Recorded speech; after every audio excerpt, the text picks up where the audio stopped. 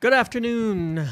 Good evening. How are we today, my friends? How are we all doing on this Friday? Welcome back to another live, one that we should all be feeling pretty damn good about. We've got some good news. We've got some good news. We've got some great news in the form of news regarding Lammens. We've been desperate. We have been desperate for something like this to happen, so we're going to get into that in a minute. Yes, I'm a little earlier today because the news is here. I wanted to start. I like to do this Friday one, like midday my time, get through the news, get to the squad vote, have plenty of time to yap before we get into the weekend. I have another school thing for this evening, so I need to, early afternoon rather, so I need to also wrap things up a little bit early. But the stream will be long, I think, today. I have a feeling I'll be live for a while here. So yes, much to discuss today. Can I give Minecraft? No, Jester, no, absolutely not. Do I think we'll get Lammens? Yeah, I do think we will at this point. I think it's probably close to a done deal now. But I want to go over the details of why and everything that has happened on this, and just my thoughts on the whole matter, frankly, because I find this whole thing around the keeper story has been really funny. This whole thing has been really funny. Yeah, Jap at the end, but I forgot to make it Jaap, so I do apologize. I screwed it up, guys. I apologize. It's my bad. Can't believe I've done this. Damn. Yeah, it's too late. Sorry. It's over. Let's get into all of the things we want to talk about, though. I do have a bit of an agenda for the day, and Yap is included on it. We're going to talk about Lammens. I got to get it right. Lammens. Talk about Rasmus. Talk about the votes. Talk about a few other things. Yes, I have learned to say his name correctly because we're going to get him. Therefore, yeah. What I am happy about is I really enjoyed the live the other day and having a little bit of fun with everybody about Bayindir and riling everyone up and things like that. It was a lot of fun. But let's be real for a minute. We needed a keeper. We wanted a keeper. And I do want to talk about this point about whether this was really a reaction to Arsenal or not. I don't think so, but kind of at the same time. I think there's a middle ground in the truth to these things, okay? There's a middle ground in the truth to whether it was really a reaction to the loss or not. Hold on, doggy, come here. Come say hi. Come say hi as we get. Oh, yes. Good to see you. Yes. Okay, go lay back in the sun. Go on. Good girl, actually. But yes, that's the dog. How you guys doing though on this Friday? As you get in here, please make sure to like the video. Appreciate that very much as you get into the stream. It does help me a lot when you guys like. It helps with the algorithm. It helps with getting the news around to everybody. It helps with everything, and it does mean a lot. And it takes only a moment of your time to click that like button. Dibbling to Everton has happened. How much is that? Let me just look. How much is that for? 40 million plus sell on, that's it? And I think remember when they were asking for 80? Holy shit. I highly doubt Ruben has much faith in Onana. See, that's the signing I thought we were going to get this summer at the start, you know? That we'd be getting Dibbling. I think Onana might move in January, and I think Bayindir starts this Fulham game. I doubt Ruben has much faith in Onana from last season. We can talk about that. Is that a working line or show line, GSD? It is a working line. It is a working line. Golden, Jesus Christ, German Shepherd, a working line German Shepherd, straight from Germany. Doggo, yes, thank you, Chaos, for being a part of the membership for 13 months. You've got the Cantona now. But yeah, Dibbling. I thought we were going to get Dibbling at the start. Like I was prepared for a summer that was rough, man. I really was. And instead we ended up with Mbumo. That's pretty good. But all right, let me throw this poll up and then we will get into everything. Buy that puppy some treats. Thank you, Chaos. Thank you. Appreciate that. Are working lines much harder to train? No. What's the difference? I think the difference is in some ways they're a bit more high energy. They need a bit more focus as a job. But alternatively, a lot of times they have fewer health issues. They don't get the hip problems as much as others. So that's kind of the advantage. And that's one of the main reasons we did it. She has had a lot of training. When I got her, I put her through in her first year and a half of training, specifically in certain protection things and all of that. So like if someone comes into our yard in the back and they like come in, even like someone to like come in and scoop poop or something like that, and she's outside, she will keep them in one spot, and she will stop and keep them in one spot and bark until someone else comes out, which can be very scary if you don't know her. But yeah, that there's certain trainings and things that she has. But she's just a German Shepherd. It's just a German Shepherd. It's just a different coloration and line of German Shepherds, but it's the same. All right. Let's crack on with United. Yes, no, I want to see Onana forever. All right. Will Lammens be loaning back? No, he should be coming straight in. He should be coming straight into the team. All right, let me just tweet and then we'll get started, okay?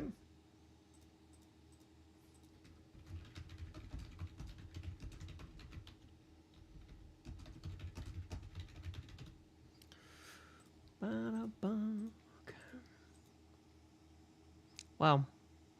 Everton close to agreeing. Tyler Dibbling news is quite interesting. That is quite interesting. No, I've had... she's almost 8. She'll be 8 this year. So she's in very good health for her age, for a German Shepherd. She's doing quite well. Okay, let's get into it. These are the topics of the day.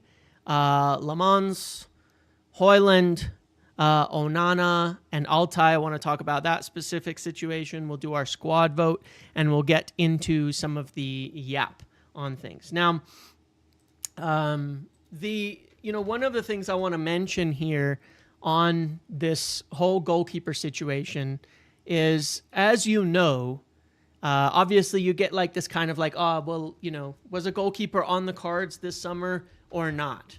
Now, even as recently as this morning, I was saying it's really confusing, frankly, and I think it's because the club are putting out a lot of different stories on the matter. United are putting out a lot of different lines on all of this. And it was like, is it a priority? Is it not a priority? It's confused me plenty of times over the course of this window, because it's like, well, if you have your own information and then you talk to people at the club and they say, goalkeeper's probably not going to happen, what are you supposed to think? What are you supposed to say? Because that's what's happened, you know what I mean, over the course of summer. I mean, let's go back and take a look. So Jamie Jackson had his story today that United were at advanced. He wasn't the first person, but he put this story out today. This was Jamie Jackson on the 18th. So this was after Arsenal. This was Jamie Jackson. United unlikely as it stands to recruit a new goalkeeper, with his whole weird shtick that he does, which is very odd. Anyway, big deal about this. There was like a whole briefing that seemed to go 3-4 days ago, and it was like, there's no keeper coming, there's no keeper coming, there's no keeper coming. And then here we are today, out of the blue, overnight, we're signing Lammens. We're signing Lammens. It's happening. So it's understandable that this happens. It's understandable when you've had people say it's not a priority all window. It's understandable when it was, we wouldn't sign someone unless Onana leaves. And Jackson's not the only one, to be clear. There was a hell of a lot of people saying the same thing, almost everybody. And then it just turns on a dime. And I do want to explain it a bit. I do want to explain that a little bit. I've been following you since Sancho's saga back in 2021. Keep up the good work. One of the few I trust around United. Please, would we sign a midfielder next after Lammens? I really think depends on the money. Friday, alive, let's go. Does goalkeeper alter your PL prediction? Jacob, no, but it certainly makes me feel more certain that we can get that top 4 position now if we get that goalkeeper coming in. So, you had like a thing a week ago that, you had this thing a week ago like, they've got Vitek and they've got Harrison and they don't want to block their pathways, so we're not going to get a keeper. Well, what happened to that? We're signing a young keeper right in their way. You know what I mean? Do you think this also signifies a non-goalkeeper sale? I think we're confident we'll get some people moved out. Laurie saying we hadn't planned for a goalkeeper is interesting. Right. That's the point I want to bring up. Now, let's actually talk about that. And this is not even slightly throwing shade because this is what happens. These things change a lot. But I'm going to tell you the truth from day one, which I told you a year ago. United have always wanted competition for Onana. If you've been following my lives and my videos, you know I have said that for literally a year. Starting with James Trafford in September of last year, United made contact with James Trafford to ask him about coming in for competition to Onana, and they even floated the idea of him coming in January. He was not really keen on that idea at that point in time. It wasn't necessarily wanting to compete with Onana. He wasn't necessarily wanting to leave Burnley at that point in time. There was a lot of things, that were showing up at that point in time. And then we kept looking at it. And then you go all the way back to December, and I have to give a big credit to one more journalist, by the way, that is not getting overlooked on this, and that is Mike McGrath, who was once again the first person to link United to Lammens a long time ago and say that he was also an option for goalkeeper as United looked at competition and younger goalkeepers at that point in time. Now, he mentioned that I think all the way back in December. Then we kept going. United kept having talks with different places and talking to different keepers. James Trafford is someone they really liked, but there was a meeting in March when United played against City in the Derby. I think it was in March. And Trafford's people met with both United and City, and essentially he informed United at that point in time that he was going to look to go to City because City were telling him as far back as March that they were going to probably come in for him and that they were going to make some changes that year. Pep Guardiola was trying to convince him, all of that. United have had other options, but Trafford was sure one they probably would. If Trafford was prioritizing us, I think we would have seen a different narrative this summer because they really did like him. That's my personal take on it. Who would have known, right? Because that's the past and I can't change it.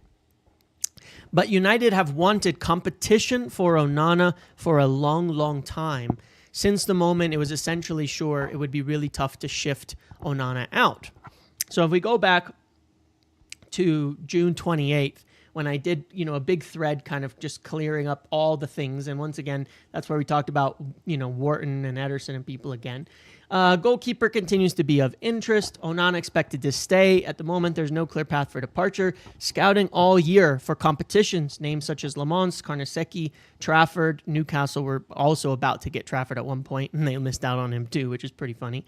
Have been of interest. No offers been made to any club as of this time. So it's the type of situation where United have been looking at competition for the goalkeeper all summer, but they've also been playing it down and saying it's not a priority. But I'll tell you why it can't be 100% true to say, why it cannot be 100% true to say that we weren't planning on signing a goalkeeper this summer and the Arsenal game changed our plans. You know what? The thing that makes it not totally true, with no offense intended to Laurie, because I think the truth is the Arsenal game, with the big mistake that happened, certainly provided a little bit of extra impetus that maybe we should do something sooner rather than later, and that we probably can't wait on this. But here's the one thing that tells you that that's probably not really true. we made a loan offer for Emi Martinez. And that's always been the thing I keep bringing up to say it doesn't quite marry up with the narrative. We made an offer for Emi Martinez. So we can't really sit there and say we don't want a keeper, but we made an offer for a keeper. It's like, I've quit smoking, but you find you outside with a cigarette. Like, you can't really put those things together and say that they're true. But I get it, because it's very confusing. Now, one could justify that a bit and explain it away and say, yeah, but it was just a loan. It's not really a signing, and it wouldn't have taken up, a long-term spot and all of that. But we made a loan offer for a keeper. We tried to bring a keeper in. And then in addition to that, partially what I found really amusing this morning that I only noticed a little bit later on is that, what was it? It was that if you read the actual reports, a lot of them were saying United aren't going to bring in a top tier goalkeeper this summer. United are not going to bring in a new number one. Onana set to stay. And then you read about Lammens and you find, wait, they're qualifying him as a backup goalkeeper. So they didn't really rule him out. It was just somewhat cleverly worded. Who they did rule out, and who I said we would definitely not sign, is Donnarumma, because the wages were just way too high. The costs were way too high. All of that. So it is what it is. We've wanted a keeper for a long time. I think the mistake at the weekend probably spurred things on a little bit. But in addition to that, the other thing that's actually spurred on the Lammens situation is competition. They really like him, and there are other clubs coming in for Lammens. There are 3, 4, 5 other clubs very interested in a deal for him. He has been prioritizing United. He prefers United, and we know that this summer that is a big deal to the club as well. They want players who want to play at Manchester United. They want people who want to be here more than they want to be anywhere else. And he has been waiting for United to a degree because the contact was made earlier. The contact was made months ago initially on Lammens, and it's been kind of kept up regularly checking in on his situation. He's been waiting for us.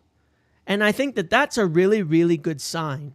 The fact that he's been prioritizing, waiting, and wanting United. Yeah, Romano said United are anticipating other clubs. Correct. So we're trying to get ahead of other clubs. We're trying to get ahead of other clubs. We're trying to get ahead of the competition to get him in first. And other clubs are starting to kind of make moves and things like that. So we've been interested in him, since December, Avrad, I think it was the first time.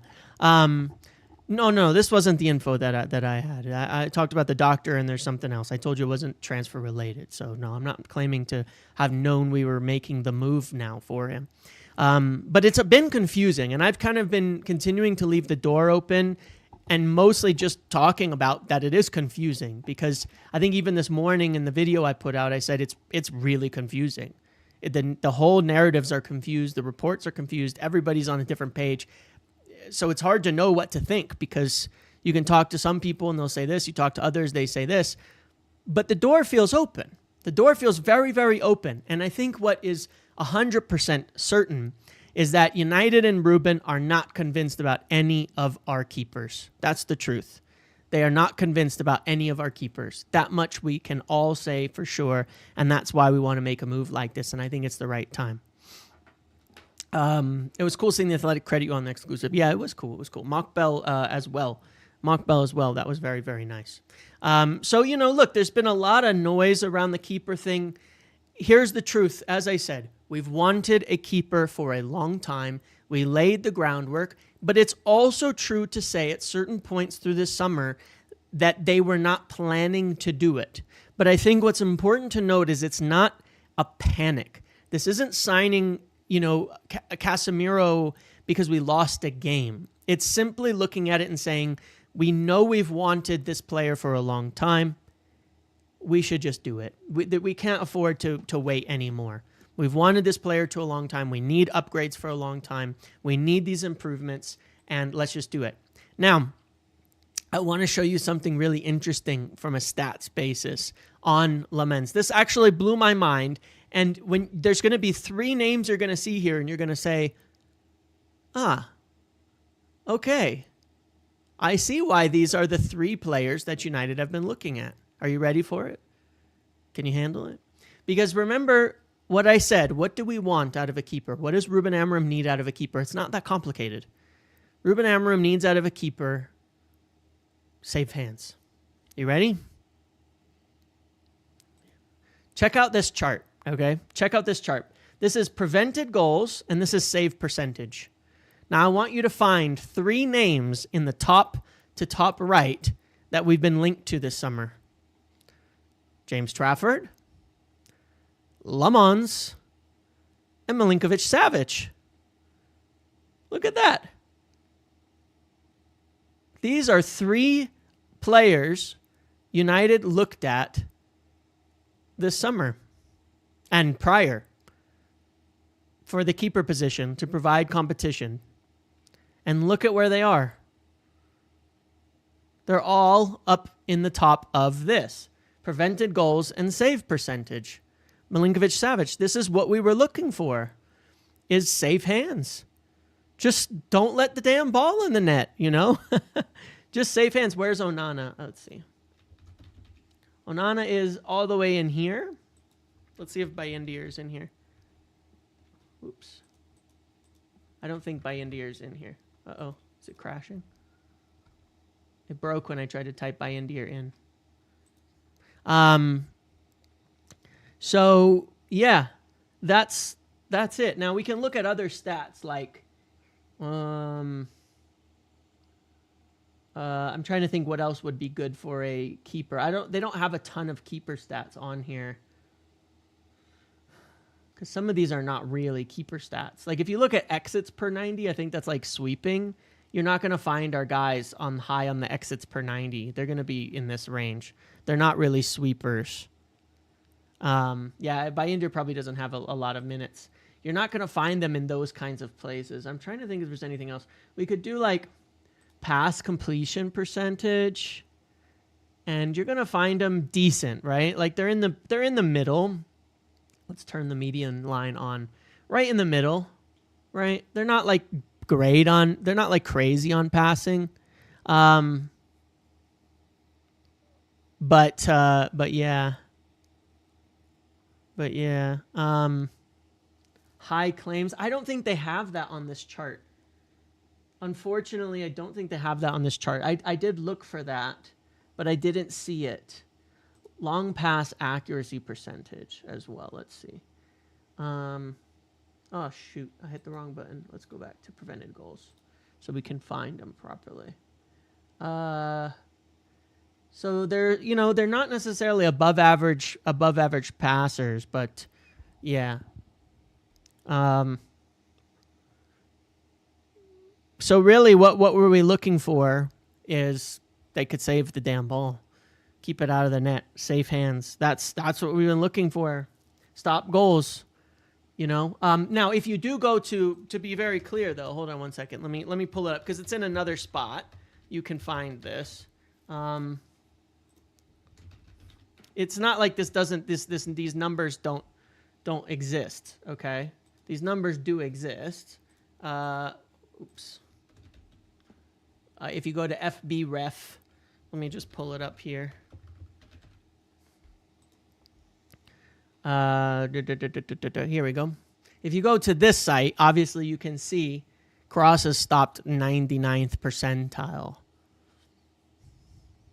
High save percentage, high save stats, high crosses stopped. And then you look at it and say he's got a lot of touches, so clearly he's done a lot with being on the ball. I'm curious about Trafford because I feel like he's in the same bracket. Look at that. Woo. Trafford's got good stats. And then let's look at Milinkovic-Savic as well and see does he... Yeah, there you go. Same thing. So, the obvious targeting of the profile is there. Above average on crosses and very, very good at making saves, right? That's what you're looking for with the keepers that we wanted this summer. The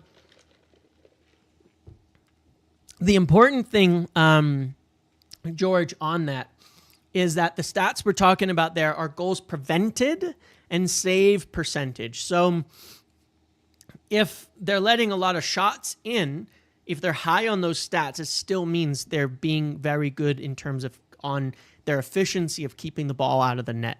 So it's not purely counting stats. It's also the efficiency of it. Like the post-shot XG minus GA stat that's on there essentially means are we keeping them out of the... Are they preventing more goals than XG would say they should have allowed based on the number of shots?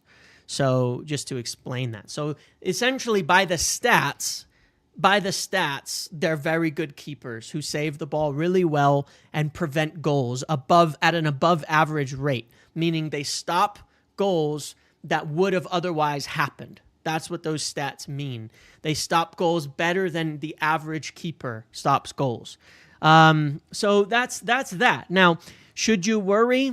Yeah, PSXGA, blah, blah, blah, all does all mean a lot. What they're not doing is sweeping, okay? They're not sweeping. Just to be very, very clear, Lammens is not a sweeper keeper. He's not rushing out of his line and outside the box, but we've never really asked our keeper to do that under Ruben Amorim. We play with that three center back line. They tend to get back pretty quick as needed. Ruben Amorim's keepers have never been that guy. Come to think of it, who is the Sporting keeper that he had there? Because I was actually curious. Is it Rui Silva? I remember wanting to look at his stats because I remember when I looked a while back, he sweeps a lot now though. But he whoever they had before didn't really used to. Anyway, doesn't matter. Lammens is also 6'4" and big. That was the other thing, height. Being tall, I think, matters. Being tall is a big deal. So that's important.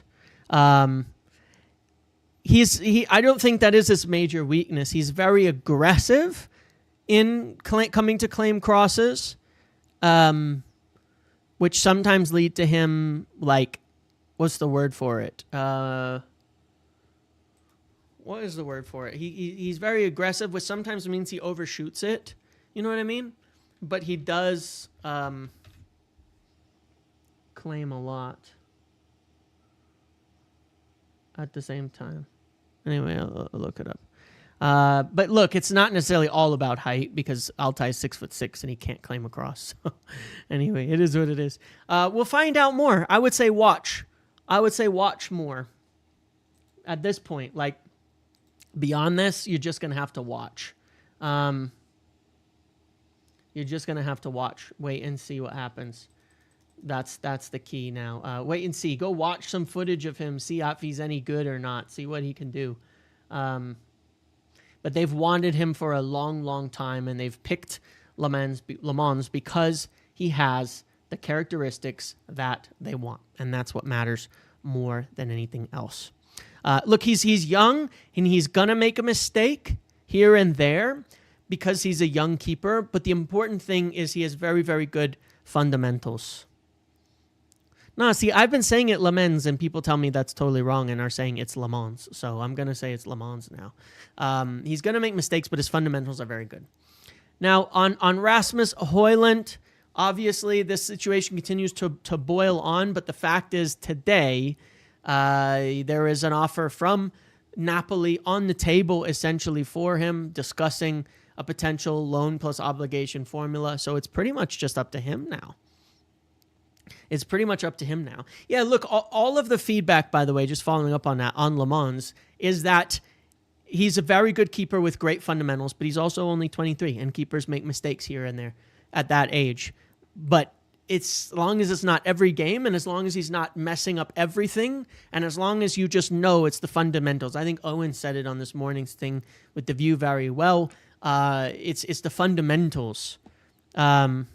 Lammens, yeah, thank you, Ridwan. Thank you for that. It's the fundamentals. It's the fundamentals that matter. So yeah, Rasmus Højlund, he's ready to go to hopefully to leave to Napoli. The offer's kind of there on the table. Let's see how this goes over the weekend and what happens next on that. There's not much new to share except that there literally is a deal on the table for Rasmus. So let's see what he does now. Let's see what he does now. Done.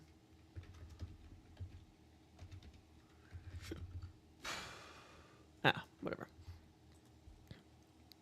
Lammens, he should choose the move away at this point, Rasmus. Obviously, it's needed. He'll probably be left out of the squad again at the weekend. We've done it to death, but essentially the offer is on the table right now for him to leave. So hopefully he accepts it, takes the move. I think he'll do well in Napoli. I think he'll get his career back on track, and I think he'll be successful.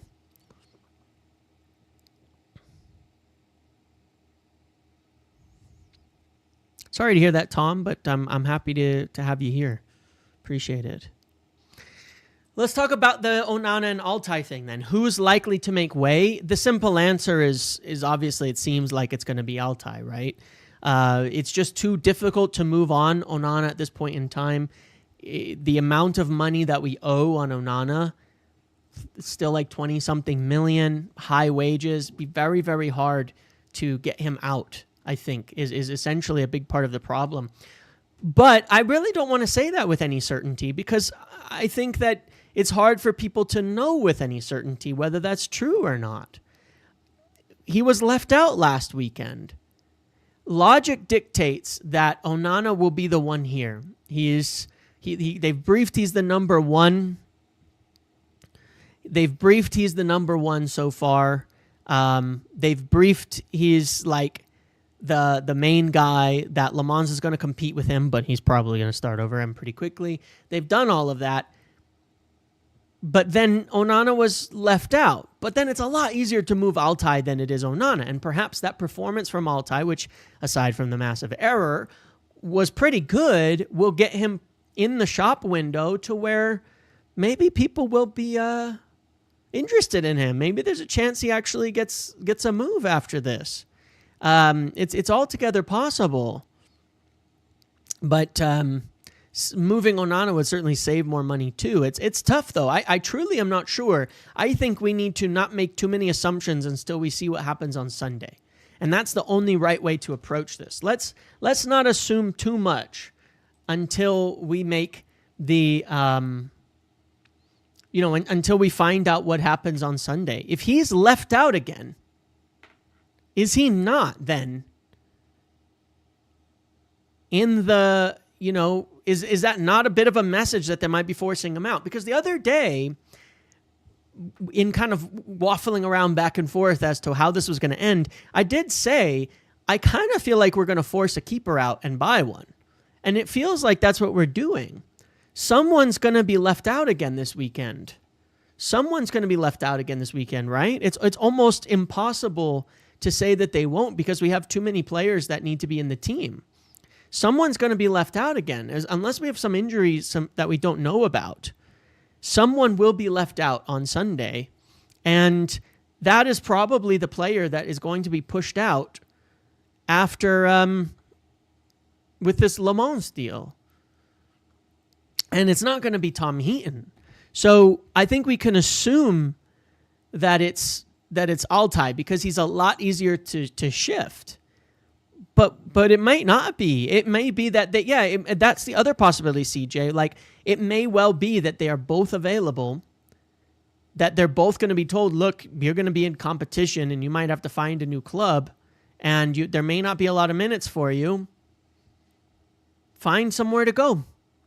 And that they both have to search somebody out. Maybe that message was already sent to Onana with leaving him out last week. It's interesting. I don't know. I think we can just assume things, but we don't know for certain. And Sunday is going to tell us a bit more. Sunday's going to tell us a bit more. But what is incredibly encouraging about this whole thing, the most encouraging thing about this whole summer and this whole thing is that what have we learned? We've learned that Ruben Amorim was right to freeze people out.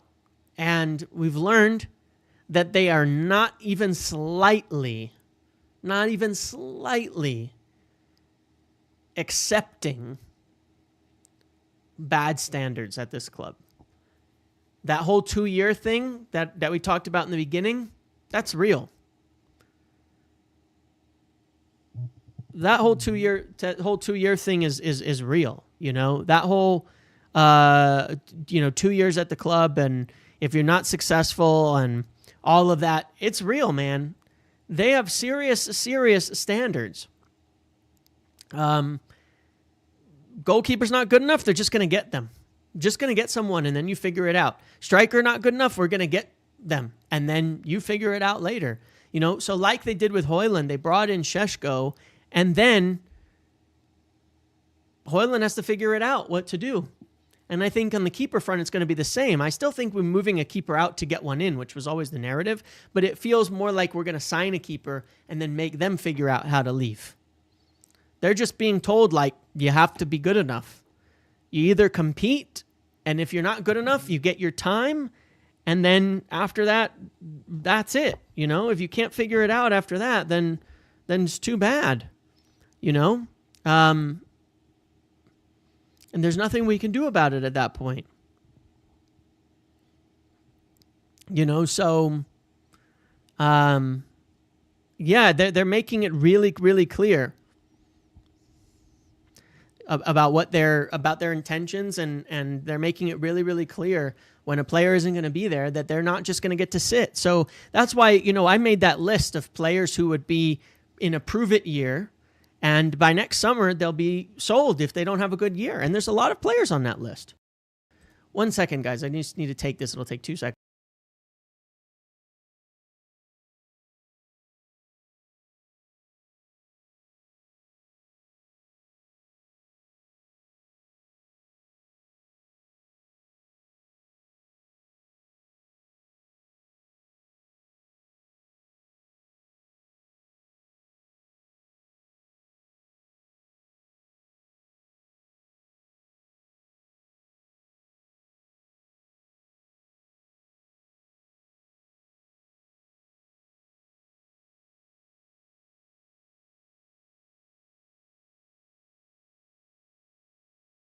All right. Sorry, I'm back. It's okay. So they've made it really clear. I did make you guys a meme, by the way, from last night, because there was a lot of chat about like it was it's still kind of a bad window because we cannot sell players and things like that, and I kind of kept making the point, like, you know, like, guys, it's not their fault we can't move these players on. I mean, even Onana, if we wanted to move him,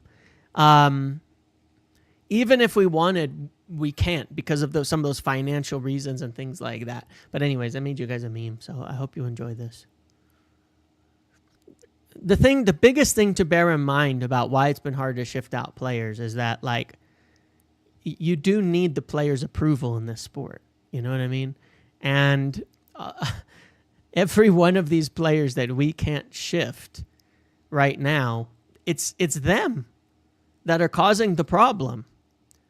It's them that are causing the issue, that are turning moves down and making it difficult. And there's not much we can do about that. And the problem is that so many of them are on such big wages that it makes it near enough impossible, where it seems like they just don't care. You know? And that's what we have to avoid. And that is essentially the problem. You know, is that you've got all of these players, all these clubs that are agreeing moves with United. They don't have a selling problem. They've got a player problem. You know, like, we've got offers aplenty for Højlund, offers aplenty for Garnacho, offers for Sancho, offers for tons of players. They're the ones saying no. You know, it's a three-party problem. Man, I can't wait to see the midfield revamp next summer. Sure, that's probably coming too. It's a three-party problem. We've got all these offers on the table for so many players. If it was just down to the club getting offers that they would accept, they'd all be gone. Antony would have gone to Como or Saudi or somewhere like that. Garnacho, Napoli, Leverkusen, like there are multiple clubs. Chelsea, for Sancho, Chelsea, Roma, Juventus, Inter, all sorts of them. For Rasmus, we've had offers from 3-4 different clubs. It's just about them. They would be sold. I mean, speaking of which, Casemiro, that source on Saudi being interested in Casemiro is a good source. But he wants to stay this year. He doesn't want to go to Saudi. He wants to stay. And he wants to stay in his last year, and then he'll leave. So we can't even sell Casemiro, even if there was interest. Now I don't know that I'd sell him at this point now, because I'm not sure we'd actually get a quality replacement at this point in the window in the midfield. But this is what's happened. But bearing in mind, none of them have been sold, have been purchased by this current group of leadership. The biggest question would be, next summer, let's say some of the guys that Ineos have brought in aren't working out from last summer. There's Ugarte, Xerxes, Mazraoui, De Ligt, and Lenny, right? Well, Lenny's probably good. He's already probably proved himself. He's not for sale. The other four, I wouldn't say have 100% proved themselves. I think Mazraoui had a good start. Rough sort of end of the season from fitness and getting burnt out. How does he do later? De Ligt, great first game. Still has to have a good season. Can he nail down that spot? Obviously, Ugarte's had his difficulties. Xerxes, he's got to get fit and start contributing more. If none of them, if any of them aren't proving it this year, and by next summer, they're guys who are we kind of need to replace you. We need better quality players in your positions. Then I think we can judge how they do on moving those players on. Then I think we can judge that. Then I think we can look and say, did they screw it up? Because a lot of the difficulties in selling is often due to what you gave them in the first place and things like that. So, that's kind of the reality of it. That's where we're at the moment. So I will judge them on being able to move other players out later on. That's what I would judge them on. The guys that they brought in, if they can move them out, next summer or not.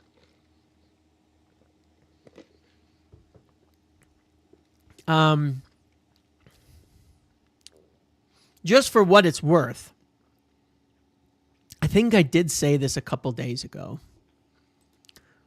For my money, from my information, the goalkeeper competition is totally open. I think I did say this on the live 2 days ago. I think the goalkeeper competition is totally open. So I don't want to say for sure that it's Onana who will stay and Altai will leave or vice versa. It is open. And if we do get that move for Lammens over the line, then I think it'll be really, really interesting to see what happens now, and especially on Sunday. I do get the feeling that they're really unimpressed with Onana coming back to preseason unfit.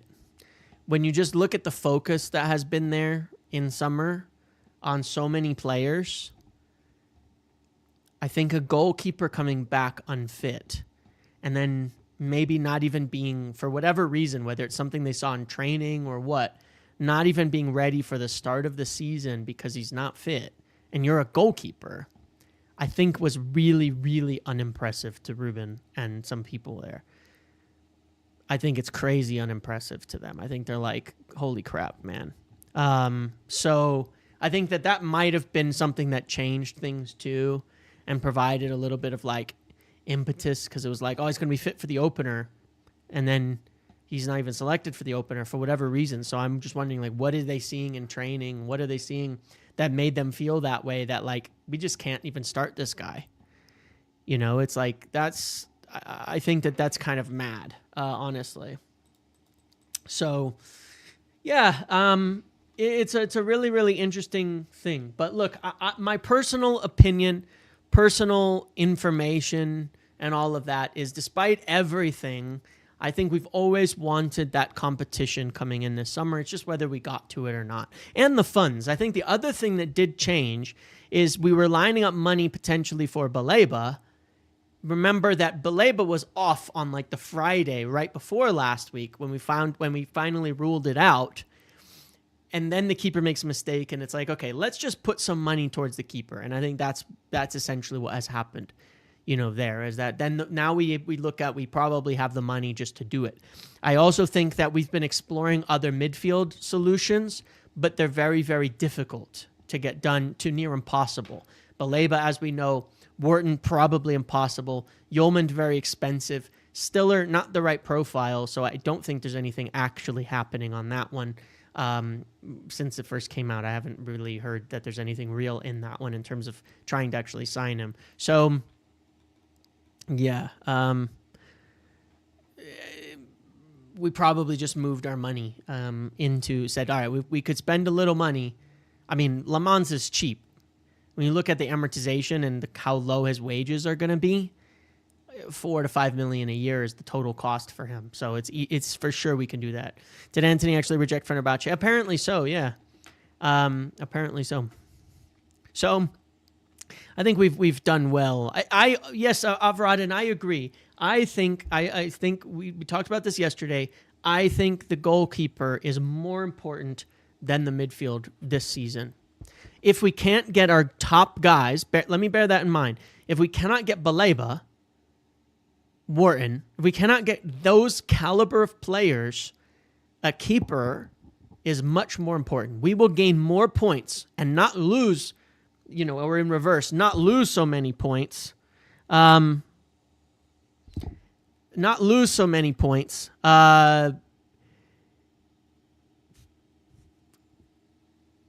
By getting a keeper. I think it'll be worth more to us this season if we can't get one of the top guys. So, and I just need to respond to KG.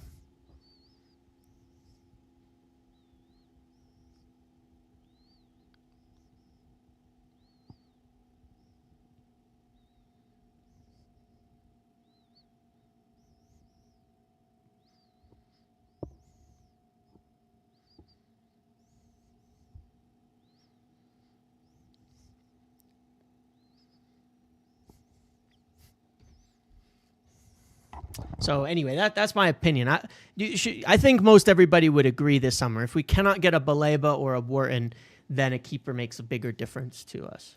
Would you guys agree with that? Do you think? I don't necessarily need to poll it, because I think almost everybody would agree with that, quite honestly. I think so. If you do disagree, though, let me know.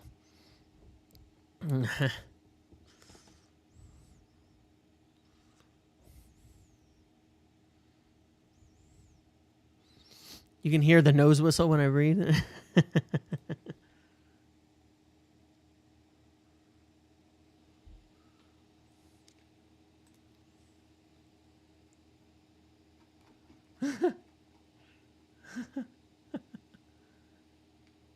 Oh, they're mad about me saying a goalkeeper is more important than a midfielder.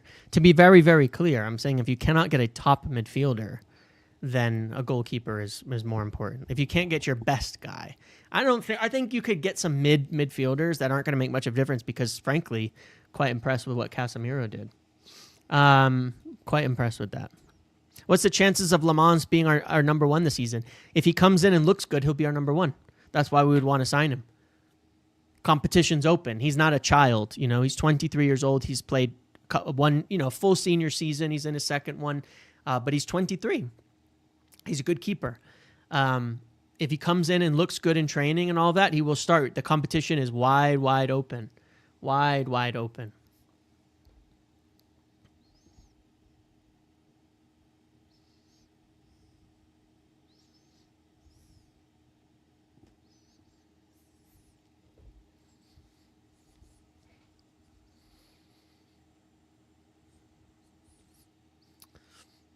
All right, let's get to the squad vote, and then we'll see if we can talk about a little bit of Yap afterwards, because there might be a few more things. Let me just respond to a message here really quick, just in case I get something back during the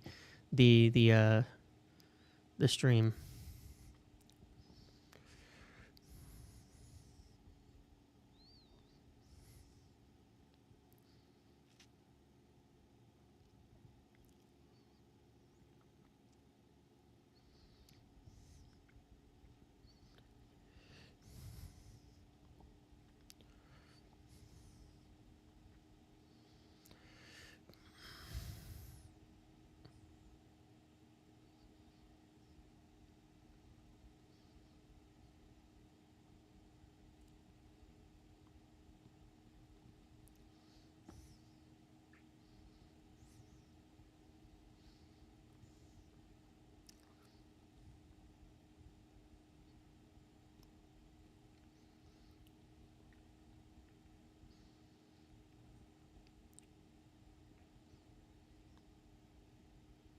All right, that's good.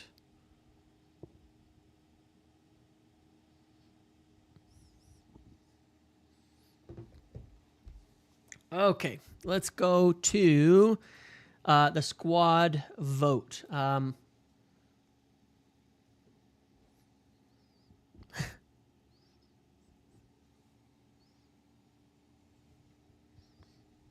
Let's go to the squad vote. So this is what you guys voted for last week. I just want to show you guys this, and then we're gonna talk again after the squad vote about a few more things. I'm biding time a little bit just in case there's anything else I can say or share towards the end, and that's good bait for you to stick around 20 minutes from now. So it probably won't take that long, but it is bait. But at the same time, I also I'm kind of mid-conversation on a few things, so I'm hoping there might be something else I can talk about shortly. This was your guys' vote last week, which was pretty much the same as mine. In fact, it was identical to mine. And now we're going to vote for this week's, okay? We're going to vote for this week's. I think there's probably some minds that have been changed. Delict, such an incredible game. I'm really curious what keeper is picked this week. Obviously, the midfield as well. I mean, we all may think the thought process on Bruno and Ugarte is now probably shifted when we saw how good Bruno and Casemiro played. Now, my question is this. This is the one thing I wonder. Casemiro certainly had a much better game against a very good game. I would say great, but a very good game against Arsenal. However, against Arsenal, even though we had a lot of possession, we were able to hit quickly in a lot of transitions. If we try to press high against Fulham, and we move up the pitch a lot more, are we going to see the flaws with Casemiro against Fulham? That's the question. I'm curious. Like, if he's having to get well up the pitch, are we going to see the flaws when we get counterattacked? You know what I mean? Because some of the difference there is against Arsenal, he was able to sit in his own half a whole game. If we have a lot of the ball against Fulham, it's going to be higher up the pitch compared to Arsenal. Oh my God, don't do that. Like the zones that we're going to, it doesn't zoom out. The zones that we're going to be attacking are going to be in a much more aggressive area up the pitch. Do we have a problem? Should we start Mason Mount in the midfield for some energy? No, I don't know. I'm actually thinking about that. Fulham don't necessarily have a fast counterattacks, but it's more like if Casemiro has to play higher, can he get back, or do we see the flaws in there? I think Casemiro will start, and I think he should, in my opinion, because of the performance from last week. But I am curious about it. On the other hand, does it matter? We need to be good enough. Frankly, in my opinion, we need to be good enough that that one choice doesn't matter. Like, I don't care who plays next to Bruno. We should be good enough to win against a team like Fulham. When you look at all the talent and the attacking players that we have, if we can start Šeško, if we can do all of that, with all of that, we should be able to win anyway. You know what I mean? That's how I feel. Like, come on, man. That's how I feel. But do we have enough to press up high on the pitch? You reckon same lineup as last week? I don't think so. He's going to get Šeško into the team. We missed, as good as Mount was, we really, really missed Šeško in that first half a lot. The second half, we got some better chances to score. But in that first half, we really lacked a striker in the box. We really did. It was super, super obvious. Super obvious that we needed that striker on the pitch. And I think that there's no way we're not getting a striker, and it's so key. And Cunha plays a lot better in the 10. When he was in the 10 in the second half, some of the things he was doing were unbelievable. And that's what I want to see out of him. And then I think Ahmad will start, because the reason he, I think, didn't start was again some sort of a small other issue that will be fine. That should be fine this week, and I would expect him to start. But let's do a vote. Let's do a couple votes. There's some obvious positions, right? Actually, let's vote for striker. Do you want to see... do we want to see Šeško start or Cunha start up there so that Mount's in the 10 again? Which one do you guys want to see? This is your vote, not what you think is going to happen. Your vote.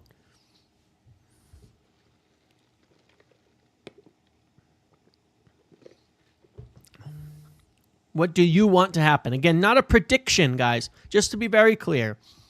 This isn't intended to be a prediction. It's intended to be what you guys want to see, because I want to know, how does your view change week to week? And mine too, for what it's worth. Okay, Šeško wins easily. So a lot of this is going to be pretty straightforward. I don't think we're going to have many huge debates about a lot of things here. Okay.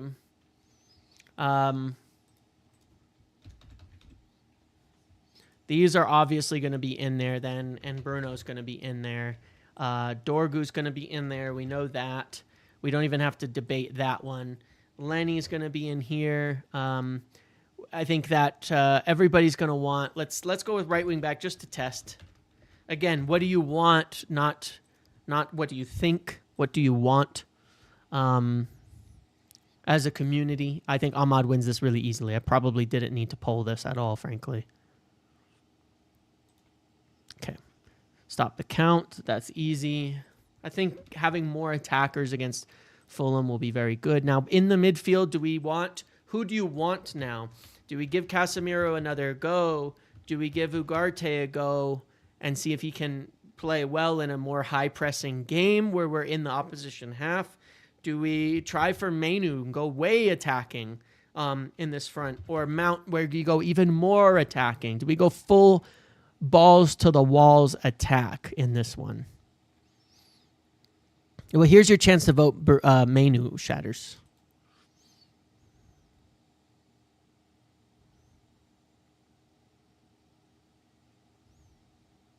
I think Casemiro is going to win this one, but it is interesting to see there's a bit of a split.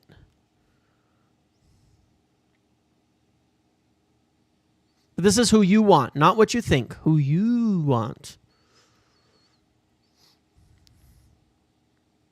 Screw CDMs, we blasting. Well, good luck with that. We do need to kind of press a little bit. You know what I mean? Over Bruno. You want to drop Bruno, Shatters? I mean, you're going to be in the bottom. Like, I'll poll it in a second if you guys really want. I doubt that anyone's going to agree with that, but... Need Casemiro in the box for impact. I still want to see Ugarte. Yeah, fair enough. I can see the if we're gonna press it, but that's my thing. I go back and forth on, because again, I think Ugarte had a very bad game. If we're gonna press high, that suits Ugarte a lot better than when we're defending deep. Again, for me, the closer you get Ugarte to the opposition goal, the better. The closer you get him to your own goal, the more dangerous that it is for you. That's, sometimes he's more prone to making errors there. But he is a very, very good high-pressing ball winner. Yeah, he is.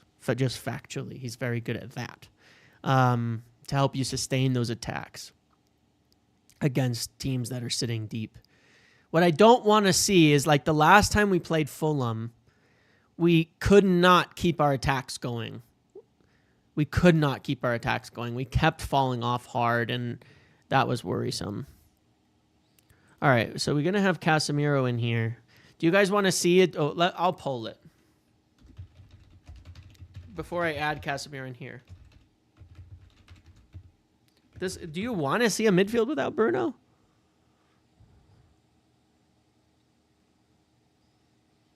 Ugarte and Mainu over Bruno. Interesting. I mean, I don't think that's going to be the majority, but I think there's some supporters with that goal. But I still think it's a minority that want to drop Bruno. Yeah, it's a well established that it's a minority. So the closest thing is that I think this partner for Bruno, the view is going to change quite a bit over the course of the year. Who do you guys want here? Obviously Shaw had a good game, but Aiden Heaven is technically available. Is always a good player too. I'm sure backing Shaw though. Palmer went down the tunnel during warm up. Oh my God, my fantasy team.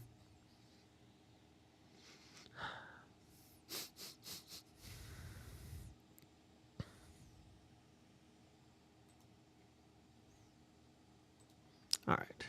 Yeah, I think Mainu will start against Grimsby for sure.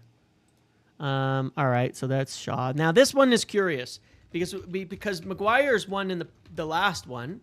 In a game where we have a lot of possession, I think Maguire will be better in this game. I still think Maguire would be better in this game in particular, simply because attacking a loaded box, maybe needing to score off set pieces, the height, the things like that.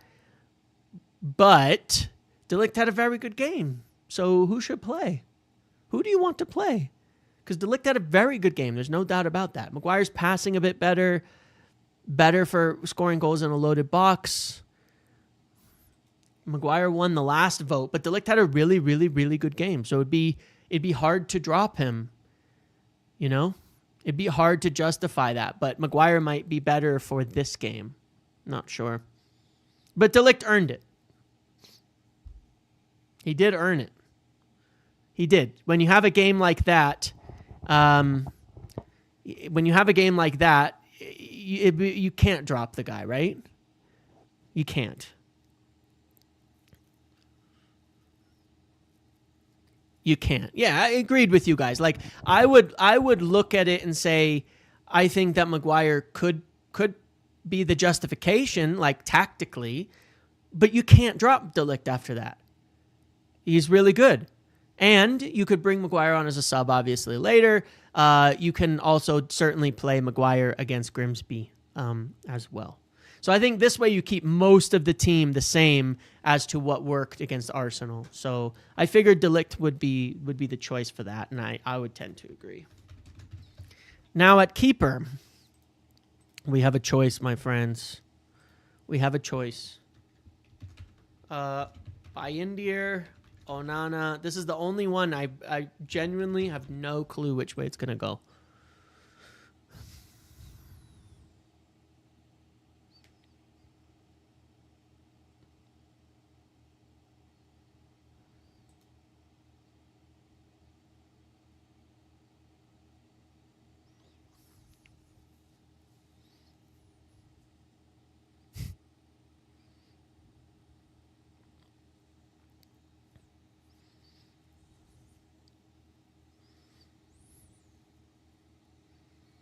Why does Heaton never play? He's not really supposed to play, is he?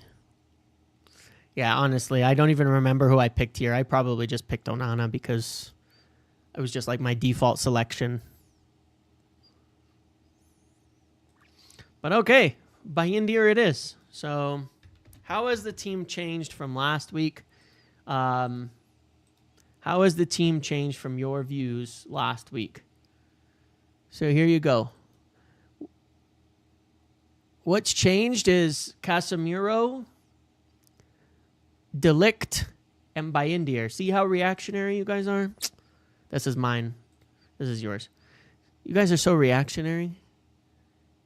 Thank God you're not managers. You're so reactionary. Good Lord. You think 3 changes to the starting 11 after just 1 week? Just kidding. Obviously, I'm just kidding. I did the same. I picked Casemiro, Delict. I just threw Onana in. I don't really care, to be quite honest. I'm just waiting for Lammens to arrive now. But that's the difference between mine and yours is the keeper. So otherwise, it's the same. But it's already changed 3 players in the spine of the team after just 1 week, which is pretty hilarious, if you ask me. So there you go. Our teams are virtually the same this time. 3 changes for you guys. The keeper, the center back, and the midfielder have all changed in terms of what you guys want to see happen. So I find that kind of interesting. All right. Yap. Was there anything else I wanted to talk about? Is there anything else I can talk about?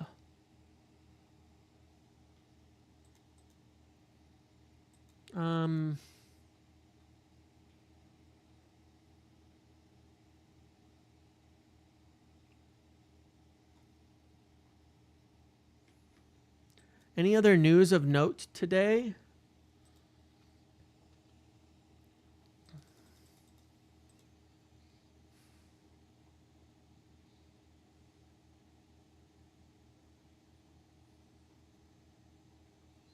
I don't think I have anything else yet. Did the important news come in yet? No, I don't have anything new to share yet. So I apologize for the bait because I said it was potential, but not much else. Casemiro, as I said, not expected to take that offer to Saudi, even if there is one. Casemiro not likely to leave. I want to say that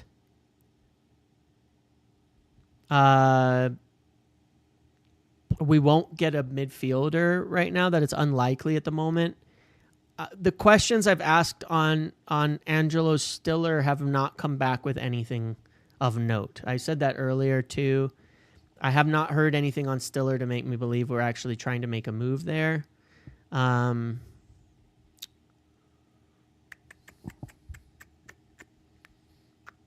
Let's see. Anything else?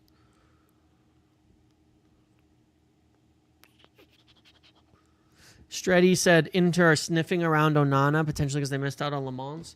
I mean, if they want to take him back, that's why I'm thinking if they want to take him back, I think it's not a sure thing that one keeper is going to stay or not. You know what I mean? I think we have to see what happens on Sunday. It's really like up in the air to me. I think it's far less certain what happens here. But yeah, Casemiro unlikely to leave. Højlund could leave pretty soon. Lammens, I think we'll have to wait until like Tuesday, Wednesday next week to see what happens there. To get it done, I don't think it's going to happen instantly. That's going to take a few days for sure. Even though it looks close now, I think it's still going to take a few days. Are we getting any? Look, this is how I see it. Okay. Cunha, how long were we targeting him for? Do you know? A year? Maybe longer? We've known about him for years. We made our first kind of inquiry into signing him this summer in January, and then we decided to, and then we made that deal done, right? Brian Mbeumo, we've been tracking all season, decided to buy him early on in the window. After tracking Delap all year and failing to buy him, after tracking other guys and failing to buy them. Benjamin Šeško, we've been targeting for 5 years now, followed it up after moving through some other targets and bought him. Okay? Diego Leon, young signing that was brought in. Lammens, a name that we've had on our linked with for over 6 months now. So despite the thoughts here, we haven't really done anything surprising, which is a good thing. We shouldn't be making random panic signings for players we're not interested in, and we haven't been actually following for a long time, done our due diligence on, and we're not targeting as priority players for their position in the team, right? We've been we've been buying the players that we've been following and prioritizing for a long time. In the midfield, who is that? Well, Baleba was like the dream, but again, it was supposed to be for next year. Wharton, we've been tracking for a long time. Ederson, we've been tracking for a long time. Yeoman, we've been tracking for a long time. We can go back to my infamous charts from the prior season, and every year those age really well because we start getting links to those players. It is truly amusing to me, by the way, how much shit I got for those. And then as time goes on, they look better and better because we've ended up actually trying to buy like almost all those players. It's funny. It's funny. It cracks me up.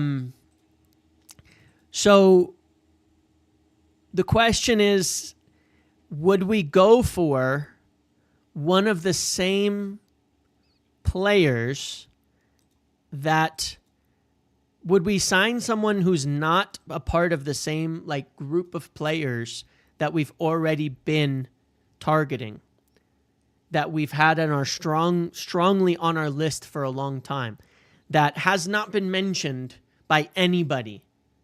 So far, the answer seems to be no. We're not going to make moves like that. I'm not heard much about us wanting to make moves like that because we only want to sign the guys we really want. And we're willing to look at alternative positions, right? Like we went from Delap to Mbumo, different positions because we wanted only the guys we really wanted. So we've done that. So I look at that and I say, I would be shocked because it does not fit their MO at all if we made a move for somebody that we weren't really wanting to sign. I mean, Martinez was kind of only on loan, right? Exactly. Yeah. Short-term deal, right? Yeah. I would be shocked if we tried to go for somebody in the midfield like that's out of the blue, that we haven't been working on for a long time, because there's a lot that goes into this, right? You can see our whole strategy has been talking to the players, getting their willingness to come, getting their insistence on joining United. Why is Lammens still on the table? Because we've been in touch with him for months, and he's been kind of waiting for us, essentially. You know, that's a big part of why he's still here and why we can still get him now. Well, we haven't been in touch with a bunch of midfielders otherwise, have we? We haven't been in touch with Stiller's people for ages and with Stuttgart to do things like that. You know, so I look at that and think, wow, I don't see a name. I don't know. I don't want to rule something out, but just knowing how they operate maybe is enough to understand that the names we've been following, Yeoman, Wharton, Ederson, if it's not one of them, I don't know that we'll get anybody. I hope maybe I'm wrong and a name comes out of the blue that nobody has said yet, but those are the names. And if we look at the rest of our window, it's been names United have been tracking, scouting, and talking to for sometimes years. I was trying to find my damn list to see, am I forgetting somebody? You know, like I could throw in a random name. You ready for one that's out of the blue? I was teasing the guys on Discord about this earlier. I could throw in a random name. You want to hear it? Are you ready for the random name? Camavinga. There you go. There's a random name that you could say, what if? Why? Because United have admired him for a long time. Is he not in the plans for Madrid right now since the manager change? It's kind of flip-flopped between his situation and Tchouaméni's. Is he not in the plans? Because now Tchouaméni seems to be favored by Xabi Alonso, but Camavinga isn't. We followed him for a long time. We've been interested. There was some reports that he's available for 70, 80 million. He would fit what we want. He's left-footed. Maybe. You know what I'm saying? My point is maybe. I'm not saying we're getting him, but because there's doubts, there's things to be concerned about. He's had some injuries, yes, and things like that as well. But what I'm saying is that if we're going to get a surprise, I would expect it to be somebody like that, right? That we have been following, that we have been tracking, that we would be interested if they were available. And I don't know who that might be. But, Camavinga fits a lot of the bill for that, because we tried to sign him previously and we've been following him for a long time. So that's what I'm saying. Like who might it be? Who do you reckon would be the biggest competition for Baleba next summer? City and Liverpool. Because I think there'll be departures from Liverpool. From Liverpool.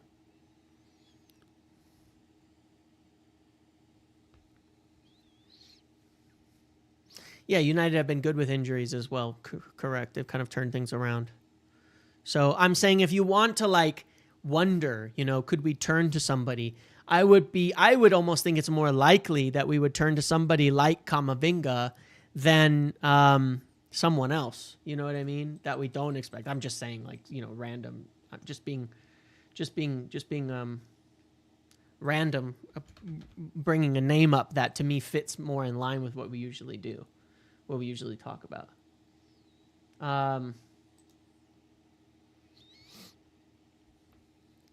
He is like Baleba. It just depends. Yeah, I agree. He's got some injury issues, but maybe if we feel we could sort that out. I'm just saying, giving you an example of a player that United have continued to follow for a long time, and I would be surprised. If we went for someone that we haven't been following, that we haven't been in touch with, that we haven't been talking to, or something like that.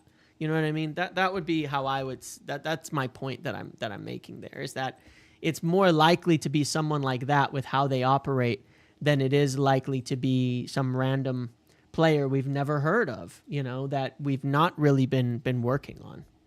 West Ham 1-up. Oof.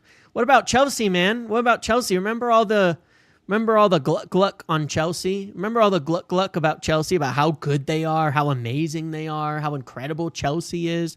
Chelsea are so good, guys. They're back. Look at Chelsea. I wish we could be like Chelsea. 1.4 billion spent, 0 goals against Palace, and now losing to West Ham already. Chelsea, man. All that hype for Chelsea, man. What a joke. Great goal by Paqueta. I see that. I've got it on the side monitor. What a joke, or Chelsea. Soft launching. No, look, I don't want credit. Well, maybe I do want a little, because it's not like I haven't heard rumors myself, Have I heard rumors myself that United have still kept eyes on Camavinga? Yeah. But have I heard rumors we've actually made any kind of move anytime right now? No, not yet.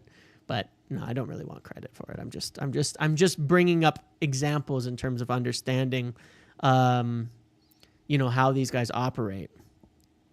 Yeah, world champions. They've won 2 trophies that didn't exist 3 years ago. Yeah, what incredible guys they are.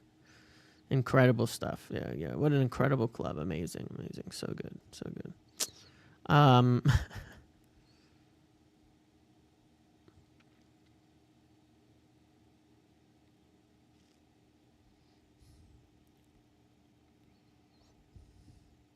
It doesn't matter to me if the game is young. Chelsea are just not that good. They've never been that good, and they haven't shown anything to really confirm all this belief that they're that good. I think people got really hyped about them winning a freaking Conference League, and the summer Club World Cup that nobody really cared about, this invented competition. Like, come on, man.